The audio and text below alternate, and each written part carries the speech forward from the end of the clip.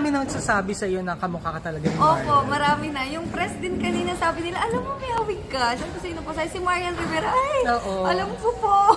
Sabi ko marami na rin nagsabi po talaga. Even before na hindi ka pa artista? Opo, kahit di pa po nag-artista ako. Si feeling ko nga siguro na manifest ko nga po. Isang dahilan ba yun kung ba't nag-artista ka? Actually, itong pag-aartista po, hindi ko po ito inakala din talaga eh. Kasi ito yung dream na akala kong hindi na pwedeng matupad. Kasi syempre may ABS na wala, di ba? Tapos nag-Viva Max. Ayun, so hindi ko po. Hindi po.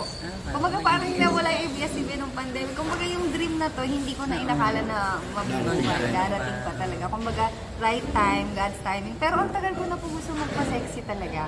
Gusto ko talaga mag-sexy, kaya ganyan. Oo. Hindi ko nga po alam. Gusto ko po talaga kasi siya mag-sexy. Kaso hindi po ako nakuha sa mga model.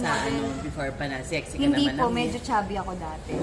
Medyo so pwede kang sexy version ni Sexy Marian. version, opo. Sexy version ni Marian.